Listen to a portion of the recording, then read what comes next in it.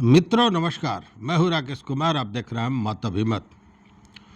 मित्रों, विशेष सर्वेक्षण संविदा कर्मी को भले बर्खास्त कर दिया हो विभाग ने, सरकार ने, लेकिन इनका जो हड़ताल है वो कहीं ना कहीं सरकार के लिए सरदर्द बना हुआ है। चूँकि एक रणनीति के तहत विभाग और सरकार द्वारा इनको निकाला गया है। रणनीति के तहत, मैं रणनीति क्यों कह रहा हूँ, इस बात को समझने की ज़रूरत है और पूरी कहानी बताऊंगा। चूँकि जब चीज़ों की समीक्षा कड़ी से कड़ी जोड़ कर की जाती है तो खुद ब खुद वह पूरी घटनाक्रम बोलने लगता है कि इसके पीछे कारण क्या हो सकता है। चूँकि अब यह 16 तारीख से हड़ताल पर है, 23 दिन बीत गए, 9 दिन तो भूख हड़ताल को हो गया, लोगों की स्थिति खराब हो रही है, बावजूद कोई भी पहल सरकार की ओर से, विभाग की ओर से नहीं हुआ है। अब इसको लोग कह रहे हैं कि सरकार असंवेदनशील हो गई है, कोई मानवीयता नहीं है, कोई सोच नहीं है, अपने ही लोगों को जिनको नीतीश कुमार ने नियुक्ति पत्र दिया था कैसे हटा सकते हैं। तमाम तरह की बातें हो रही हैं, लेकिन इन सारी बातों का कोई माने मतलब नहीं है। इसलिए नहीं है कि हमने जो कहा कि सरकार या विभाग सोची समझी रणनीति के तहत ये काम कर रही है और यह जो हड़ताल है यह उसके लिए हो गया है सरदर्द, सांप छुछुंदर वाली हालत। अब निकलने को तो निकल गए हैं, लेकिन कंठ में जाके अटक गया है संविदा कर्मियों का मामला। क्योंकि रोज नया नया समर्थन मिल रहा है, लोगों का समर्थन मिल रहा है और इतने के बावजूद वो तोड़ने की इतनी कोशिश की गई कि टूट तो गए हैं लेकिन बिखरने को तैयार नहीं है। एकजुट हैं, लड़ रहे हैं और अब कई लोगों का साथ भी मिला है। जैसे संघ की अगर बात करें तो AICCTU के राष्ट्रीय सचिव रणविजय कुमार जी भी वहाँ पहुँचे, उन्होंने भी अपना वक्तव्य दिया, लोगों को संबोधित किया। उसी तरह AITUC के सचिव कौशलेंद्र कुमार वर्मा यह भी पहुँचे हैं। मतलब संघों का भी समर्थन मिलने लगा है, जबकि राजद के नेता, जनसुराज के नेता, ये लोग तो आते रहे हैं और बातें करते रहे। आम आदमी का भी झुकाव, आम आदमी का समर्थन इन हड़तालियों के प्रति है, क्योंकि हड़तालियों की कोई गलती नहीं थी, गलती पूरी तरह सरकार की थी। मांग करना मैं कोई समय, ये मैं मोबाइल बेचने जाता हूँ और मैं कहता हूँ कि मुझे इसका 50,000 दीजिए, तो मैं तो मांगूंगा। अब देने वाला कहेगा ना कि भाई 50,000 का नहीं है, ये तो 32,000 का है, मैं 32,000 दूंगा। तो कहने का मतलब है कि हमारा चीज़ है तो हम तो मांगेंगे, हम अपने अधिकार को मांगेंगे। तो इन लोगों ने तो अपनी अधिकार को मांगा तो उसका तरीका था कि बैठ के टेबल पर उस पर वार्ता हो सकती थी कि क्या प्रॉब्लम है, नहीं प्रॉब्लम है, और इस प्रॉब्लम को सॉर्ट आउट कैसे करें। जैसे शिक्षकों के लिए एक सामान्य परीक्षा लेकर उनको राज्यकर्मी का दर्जा दे दिया गया, उस तरह इसको सॉर्ट आउट किया जा सकता था। लेकिन फिर मैं कह रहा हूँ, लेकिन सरकार तो चाहती ही यही थी कि इनको हटा दिया जाए। अब इसको समझने के लिए आपको चलना होगा जरा पीछे मतलब सर्वे जब शुरू हुआ और 10,000 लोगों का जो विशेष सर्वेक्षण कर्मियों की बहाली हुई, उस समय से चलिए। सर्वे जो था नीतीश कुमार का ड्रीम प्रोजेक्ट था, इसमें भी कहीं कोई शक नहीं है। नीतीश कुमार या यूं कहे कि सरकार को यह पता ही नहीं था कि राजस्व एवं भूमि सुधार विभाग की स्थिति इतनी भी बदतर है क्या, कि उसके पास एक कागजात नहीं है, एक दस्तावेज दुरुस्त नहीं है। यह शायद पता नहीं था, क्योंकि इतना बड़ा प्रशासनिक महकमा लगा हुआ है, CO, राजस्व कार्यालय, भूमि सुधार और तमाम तरह के कार्यालय खुले हैं, पदाधिकारी हैं, कर्मचारी हैं, तो आखिर दस्तावेज जिसका संरक्षण करना उनका काम है, वो हुआ क्यों नहीं? लेकिन नहीं हुआ। भ्रष्टाचार की बात अगर कर लें तो कई जगह इस तरह की रिपोर्ट्स है कि सबसे ज़्यादा भ्रष्ट अगर कोई विभाग है तो राजस्व विभाग है। और रोज़ आप सुन भी रहे हैं कुछ पदाधिकारियों के बारे में, कोई जमाने से अटका हुआ है, कोई उसको अपनी जागीर समझ लिया है। तो ये सब क्या है? ये भ्रष्टाचार का ही एक उदाहरण है। अब मैं बात कर रहा था सर्वे का। देखिए, सर्वे अगस्त 24 में शुरू हुआ था। तो अगस्त में जब शुरू हुआ था तो आपको याद होगा कि इतनी तेजी में ये मामला फैलाया गया था, इतना हंगामा हुआ था, ढोल पीटा गया था कि लग रहा था कि 2-4 महीने में यह सर्वे पूरा हो जाएगा। लेकिन जब सर्वे का काम धरती पर शुरू हुआ तब समझ में आया कि यह राजस्व एवं भूमि सुधार विभाग के जितने भी राजस्व कार्यालय हैं, यह केवल देखने वाली चीज़ है, इसमें कुछ भी काम हुआ नहीं है, दस्तावेज है नहीं। अपने हिसाब से चीज़ों को रखा गया है। ज़मीन किसी की रजिस्टर 2 पे किसी का चढ़ा हुआ है।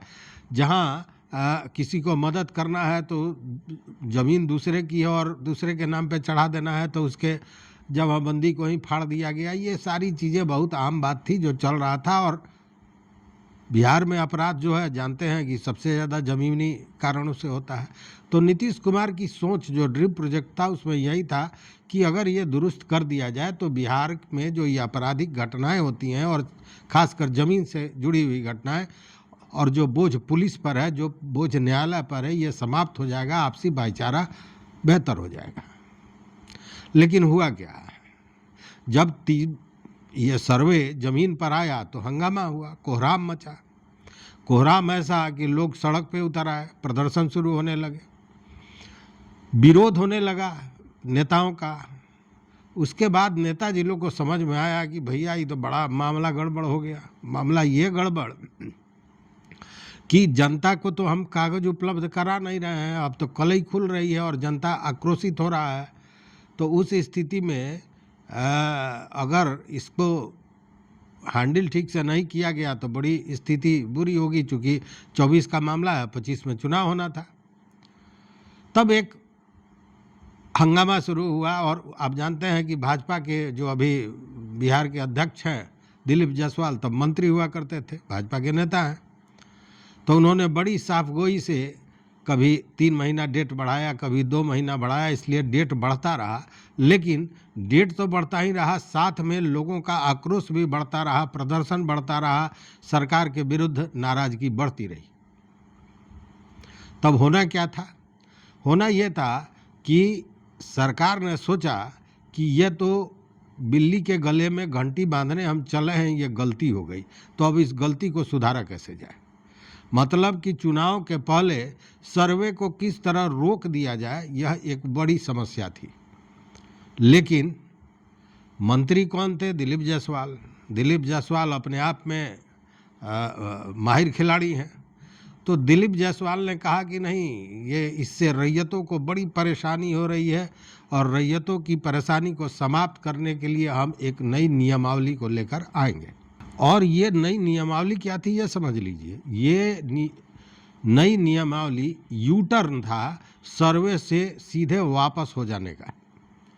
और बड़ी साफगोई से, बड़ी होशियारी से, अपने चेहरे को छिपाते हुए इस तरह की व्यवस्था, इस तरह का विधेयक लाकर उसे कैबिनेट से पास करा लिया जो सरकार के सारे परेशानियों का और खासकर नेताओं के सारे परेशानियों का समापन कर देता है। और उस विधेयक में क्या हुआ आपको याद होगा, इस पर मैं पूरा वीडियो दिया था, लाखों लोगों ने देखा और सराहा। उसमें किया क्या गया कि कहा गया कि अब डेट वाइज कर दिया गया, समय दिया गया कि जैसे 180 कार्य दिवस तक आपको स्वघोषणा पत्र जमा करना है।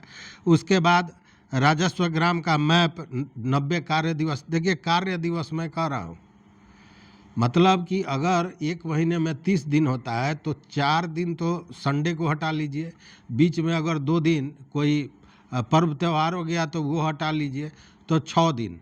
मतलब महीना में अगर 30 दिन होता है तो आपको 24 दिन किसी महीना में 25 दिन, किसी महीना में 22 दिन, किसी महीना में 20 दिन, यही कार्य दिवस हुआ। मतलब एक महीने में मान के चलिए 25 दिन मोटा मोटी। तो 180 दिन का मतलब आम आदमी समझेगा कि 6 महीना, लेकिन वो 6 महीना नहीं होता है, वो 7 महीना से ऊपर हो जाता है, 8.5 महीना के लगभग होता है। उसी तरह कहा गया कि राजस्व ग्राम का मैप 90 कार्य दिवस में बनेगा। 90 का मतलब हो गया 30 दून मतलब 2 महीना, लेकिन ये एक्चुअली 2 महीना नहीं, 2.5 महीना से ज़्यादा हो जाता है। उसी तरह दावा आपत्ति पत्र 60 दिन कार्य दिवस दिया गया। फिर दावों के निस्तारण के लिए 60 दिन, सब कार्य दिवस में बता रहा हूँ। उसके बाद अंतिम अधिकार अभिलेख के लिए 90 दिन दिया गया। इस तरह इसको सेट किया गया कि ये 2025 को तो छोड़ दीजिए, 2026 में चला गया। मतलब सरकार का सरदर्द समाप्त हो गया, सर्वे को लेकर जो हंगामा था वो समाप्त हो गया। और कारण ये था कि जब लोगों ने प्रदर्शन शुरू किया तो नेताओं के पैर के नीचे से ज़मीन खसकने लगी, और तब हम जैसे कुछ पत्रकारों ने भी याद दिला दिया कि भैया जहाँ जहाँ अब तक सर्वे हुआ है वो सरकार फिर लौट के आई नहीं है। चाहे वो तेलंगाना का टीआरएस का सरकार हो या आंध्र प्रदेश में वाईएसआर और कांग्रेस का सरकार हो, इवन झारखंड में जब ज़मीन के सर्वे खनन के लिए करना था उस समय भी इतना विरोध हुआ कि नहीं किया जा सका। उत्तर प्रदेश में वही हाल था, छत्तीसगढ़ में इसी तरह विरोध हुआ था, और इन सारे जगहों पर सरकार को मुंह की खानी पड़ी थी जहां सर्वे हुआ था वहां। तो ये एनडीए के लोग कदापि नहीं चाहते। अच्छा, दूसरी ओर जो विपक्ष था वो भी विरोध कर रहा था कि इसको बंद कीजिए, आपके पास तो कागजात है नहीं, आपके पास दस्तावेज है नहीं, तो फिर आप क्यों ये नौटंकी कर रहे हैं। तो ये मौका मिल गया सरकार को, और सरकार ने बड़ी साफगोई से, इतनी होशियारी से विधेयक के माध्यम से सारे चीज़ों को इस तरह मैनेज किया कि चेहरा भी माने सांप भी मर जाए और लाठी भी न टूटे। अब ये सर्वे चला गया 26 के दिसंबर तक इस अधिनियम के तहत। लेकिन ये तो लंबाई न बढ़ गया सर्वे का, सर्वे तो जारी रहा। और जब सर्वे शुरू हुआ तो सबसे ज़्यादा परेशानी, देखिए आप देखते होइएगा वीडियो में, आप भी ने देखा होगा कई वीडियो, सारे जो पत्रकार मित्र हैं वो जो वीडियो बनाते हैं या अखबारों में भी, कि जब सर्वे हो जाएगा तो भू माफियाओं को पर नकेल कस दिया जाएगा, भू माफिया की हालत ख़राब हो जाएगी, तमाम तरह की बातें होती हैं। भू माफिया है कौन? एक भी भू माफिया का, मित्रों, एक भी भू माफिया का नाम बता दीजिए जिस भू माफिया का डायरेक्ट या परोक्ष रूप से किसी नेता से संबंध नहीं हो, या किसी नेता के प्रश्रय पर वो काम न करता हो, या किसी नेता के पैसे से काम न करता हो। एक भी व्यक्ति को नहीं मिलेगा। मैं जानता हूँ अपने शहर के, अपने ज़िले के बहुत लोगों को, कई जब भू माफियाओं को जो सरकार के रडार पर है, जो अभी डीजीपी हैं विनय कुमार, उन्होंने बाज़ाब्ते भू माफियाओं का लिस्ट बनाया और उसमें ये सारे लोग हैं, और सारे लोगों की पहुंच कहीं ना कहीं किसी न किसी राजनेता के साथ है जो उसके सर पे छाता लगा रहता है कि कानून का पानी उसके सर पर न पड़े।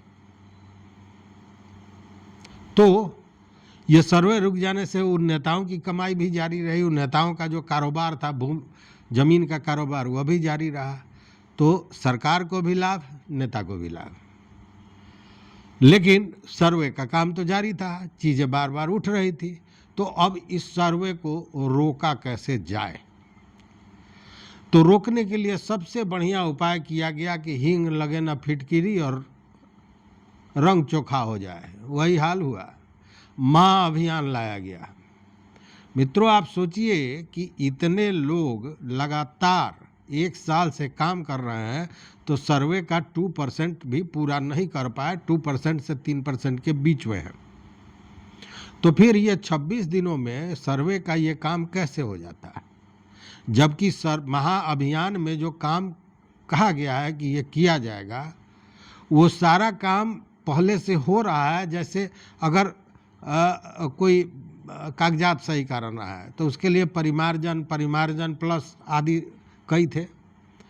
जो खुले हुए थे वहाँ आपको आवेदन देना था, वहाँ आप दे भी रहे थे, राजस्व विभाग में दे रहे थे, सीओ कार्यालय में दे रहे थे, परिमार्जन के लिए दे रहे थे, दाखिल खारिज के लिए दे रहे थे, सारी चीज़ें हो रही थी पहले भी, लेकिन होता कितना है ये आप जानते हैं। तो यहाँ कागज़ लेके और फिर स्थिति उसकी क्या होती कि दरभंगा का जैसे सर्वे का कागजात बेलोरो में भर के मुजफ्फरपुर के डुमरी के पास फेंक दिया गया था सड़क किनारे, आधा जला हुआ आधा बिना जले हुआ, कई बंडल बोरा में। तो इसका भी हश्र वही होने जाएगा। लेकिन ये आम आदमी को बेवकूफ़ बनाने का ये बहुत बड़ा षड्यंत्र है। चूँकि अगर सर्वे कराना है तो सबसे पहले सर्वे में तो समय सीमा होगी ही नहीं, अगर पूरा सर्वे कराना है। और एक बार जो सर्वे ये पूरे बिहार में शुरू करते हैं वैसे भी नहीं होनी चाहिए थी। सर्वे तो होना ऐसा चाहिए कि एक क्षेत्र को उठाइए, वहाँ का काम पूरा कीजिए, फिर दूसरे क्षेत्र में जाइए। लेकिन यहाँ तो ये सर्वे, भले सर्वे हो लेकिन सर्वे सर्वा बना देता है। इसमें जो जुड़े हुए नेता हैं, पदाधिकारी हैं, वो सर्वे सर्वा हो जाते हैं, सर्व संपन्न हो जाते हैं, सब चीज़ में उनके सर्व लग जाता है, चूँकि काम सर्वे का कराना है। तो अब बताइए, जो सारी समीक्षा हमने की उसके बाद जब सरकार सर्वे कराना ही नहीं चाहती है, उस स्थिति में अगर ये सर्वेक्षण कर्मी चले गए कि भाई हमको आप वेतन दीजिए, बढ़ाइए, हमारा नियमितीकरण कीजिए, तो सरकार तो चाहिए नहीं रही थी कि ये रहें, मुफ्त में इनको पैसा दे रही है। ऐसे भी देखिए मंत्री ने उस दिन, और कई जगह आपने बयान सुना होगा कि कहा गया है कि अब हमारा प्रोजेक्ट ख़त्म हो गया, अब इनकी ज़रूरत नहीं है, सर्वे का काम ख़त्म हो गया, सर्वेक्षण का काम आप जानते हैं ख़त्म हो गया, अभी 15 वर्ष तक ख़त्म नहीं हो सकता है। तो फिर इस तरह का बयान देने का मतलब क्या है? मतलब कि नेताओं ने जो सोचा था, जो लोगों ने सोचा कि सर्वे से जान बचा लिया जाए, मतलब कि सोच लिया और वो प्रोजेक्ट समाप्त हो गया, तो इनको तो हट जाना चाहिए। सरकार का मुफ्त में पैसा ले रहे हैं, चूँकि सर्वे कराना नहीं है। और इसीलिए जानबूझकर, जबकि ये सारे जो संविदा कर्मी हैं, इन लोगों ने बहुत पहले सूचित किया था, इनके साथ पहले भी 2 बार वार्ता हुई है, जिसमें सरकार ने कहा था कि हम इन चीज़ों को मानेंगे, लेकिन धरातल पर नहीं उतरा। और उसके बाद पूर्व में 8 तारीख को ही, संभवतः 8 अगस्त को ही, इन लोगों ने लिखित रूप से दिया था कि हम लोग 16 तारीख से हड़ताल जाएंगे, 11 से 14 तारीख तक हम लोग सांकेतिक हड़ताल करेंगे। अरे यार, ये बहुत बड़ा मामला है महाअभियान का, सरकार चाहती है कि इसको करना है, तो सारी चीज़ों को हम लोग बैठ के बात कर लेंगे। चलो 36-37 दिन का मामला है, 36-37 दिन में इस महाअभियान को पूरा कर लो, फिर हम लोग बैठ के बात करते हैं कि तुम्हारे साथ क्या बेहतर किया जा सकता है। शायद इतना ही काफ़ी था और ये सर्वे कर्मी फिर उसी आश्वासन पर चले जाते। लेकिन ऐसा नहीं हुआ। ऐसा नहीं हुआ क्यों? वो इसलिए नहीं हुआ कि सरकार चाहती ही नहीं है, विभाग चाहती नहीं है। तो मुझे लगता है कि ये जो हटाया गया है, ये जो कहा जा रहा है कि असंवेदनशीलता है, मानवीय संवेदना मर गया है, ये सब कुछ नहीं है भैया। ये पूरी रणनीति है सरकार की। और देखिए ना, मस्ती की बात क्या है, एक तीर और कई निशाने। सबसे पहले सर्वे से जान बच गई, सरकार जो झेल रही थी लोगों का प्रदर्शन, लोगों का विरोध, वो बंद हो गया। दूसरे, भू माफिया, जो तथाकथित वाइट कॉलर्ड भू माफिया हैं, उनकी जान बच गई, उनका मामला सामने आना बंद हो गया। तीसरी, सर्वे पर जो सर्वे सर्वा बनने का मामला है, मतलब भ्रष्टाचार का मामला है, वो जारी रहेगा, उसमें कहीं दिक्कत नहीं है। और चौथा, राजनीतिक मुद्दा, शुद्ध राजनीतिक मुद्दा, कि नीतीश कुमार जब तक रहेंगे भाजपा को मौका नहीं मिलेगा अपना मुख्यमंत्री देने के लिए। तो काम ऐसा करो कि ये बात भी समझ में नहीं आए और नीतीश कुमार के जमीन, पैर के नीचे से ज़मीन खींच ली जाए। वही काम इस बार किया गया है। फिर पूर्व के चुनाव में याद होगा कि एक ही गठबंधन में रहते हुए भी जो मोदी जी के हनुमान हैं, जो चिराग पासवान, वो हर जगह नीतीश कुमार के खिलाफ अपना कैंडिडेट खड़ा किए थे, याद होगा। तो इस बार वो स्थिति नहीं है, तो ऐसी स्थिति बना दो कि एक बार ये 7-8-10 हज़ार लोग विरोध में चले जाएं। ये 7-8 हज़ार ही लोग नहीं हैं, 7-8 हज़ार परिवार है और हर परिवार का अपना संबंध है, युवा हैं, बात फैलेगी और ये जो 1 करोड़ नौकरी देने की, रोजगार देने की बात होती है, इसको लोग मान जाएगा कि नीतीश जी का ये डपोरसंखी वादा है और उसका खामियाजा नीतीश कुमार को मिलेगा और दूर खड़ा होकर भाजपा ताली बजाएगी। इसीलिए मित्रों, ये जो हड़ताल है ये सरकार के लिए नाक का नकेल बन गया है और अब समर्थन मिलता जा रहा है, हड़ताल मजबूत होता जा रहा है और उस स्थिति में सरकार कुछ सोच समझ नहीं पा रही है कि अब करे तो क्या करे। क्योंकि जो मिट्टी पलीद हो रही है वो तो अद्भुत है, हर जगह से यही कहा जा रहा है कि ऐसा कैसे हो सकता है। कल हमने अमित कुमार जो एक्टिविस्ट लॉयर हैं उनसे भी बात की है, उन्होंने भी बताया और जब उन्होंने सुना तो वो तो आश्चर्यचकित रहे। उन्होंने कहा कि मैं तो हाई कोर्ट में इसके खिलाफ जाऊंगा, मैं जाऊंगा, वो लोग जाए ना जाए मैं जाऊंगा। इस तरह से कहीं होता है? ये देखिए, एक मानवीय मूल्यों की बात होती है, एक नेचुरल जस्टिस होता है, कानून भी नेचुरल जस्टिस को मानता है। वह जो 35,000 रुपया या 50,000 रुपया या इनको जो वेतन मिलता था, जो मानदेय मिलता था, इनको नहीं मिलता था, पूरे परिवार के भरण पोषण के लिए मिलता था। तो एक आदमी के चलते आप पूरे परिवार को कैसे सजा दे सकते हैं? यह नेचुरल जस्टिस है, कानून तो है ही है। तो ऐसी स्थिति में मैं यही कहूँगा कि आपकी लड़ाई निश्चित रूप से बहुत मजबूत है, इसमें कहीं शक नहीं है, लेकिन देखने वाली बात है कि किस तरह अभी भी सरकार और विभाग भ्रमित है या अपनी रणनीति में इतनी ठोस उतरी हुई है कि उसको कुछ भी दिखाई नहीं दे रहा है कि इसका फलाफल कितना खराब हो सकता है। तो मित्रों, इस वीडियो में बस इतना ही। न्याय मिलेगा, निश्चित मिलेगा। देखते रहिए मत अभिमत। बहुत बहुत धन्यवाद, बहुत बहुत धन्यवाद।